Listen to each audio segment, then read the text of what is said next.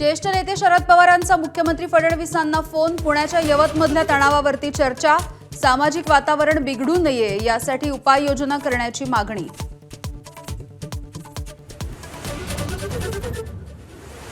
उद्योग क्षेत्रामध्ये शिरलेली दादागिरी. पुण्याच्या विकासामधला अडथळा. अजित पवार पालकमंत्री असलेल्या पुण्यामध्ये फडणवीसांचं मोठं विधान.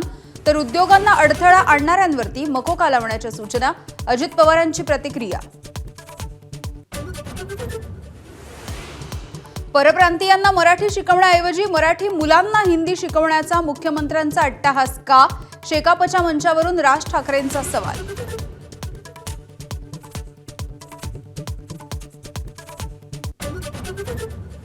सनातनी दहशतवाद असा शब्दप्रयोग करणाऱ्या पृथ्वीराज चव्हाणांच्या विरोधामध्ये शिवसेनेचा मोर्चा. मुंबईच्या टिळक भवनापर्यंत पोहोचण्याच्या आधीच पोलिसांनी मोर्चा अडवला.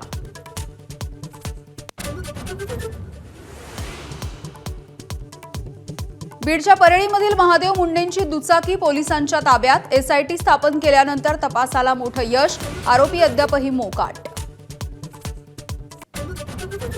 रायगडमध्ये उपमुख्यमंत्री अजित पवार यांच्या उपस्थितीमध्ये राजीव साबळेंसह अनेक मोठ्या नेत्यांचे राष्ट्रवादीमध्ये प्रवेश. एकनाथ शिंदे आणि भरत गोगावलेंना धक्का.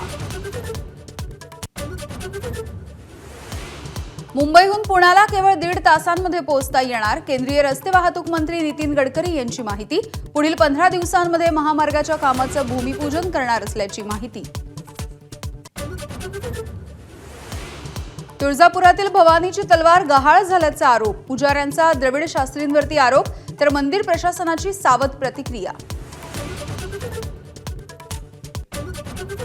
कोल्हापूरच्या महादेवी हत्तीणीला परत आणण्यासाठीच्या स्वाक्षरी मोहिमेला 2 लाखांपेक्षा अधिक जणांचा पाठिंबा. राष्ट्रपतींना साकडं घालणार. मुंबईतील दादरमधला कबूतरखाना हटवण्यासाठी स्थानिक आणि पक्षीप्रेमींचा विरोध. कबूतरखाना हटवण्यास आलेल्या मनपा पथकाला जमावानं रोखलं.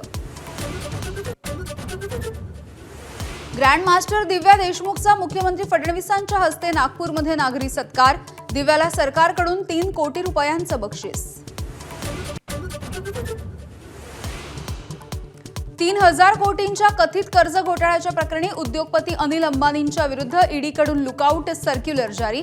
5 ऑगस्टला दिल्लीच्या ईडी कार्यालयामध्ये हजर राहण्याचे आदेश. माजी पंतप्रधान देवेगौडांचे नातू प्रज्वल रेवण्णा याला आज शिक्षा ठोठावणार.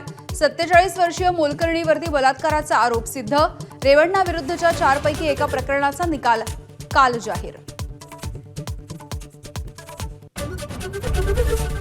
एबीपी माझा, उघडा डोळे बघा नीट.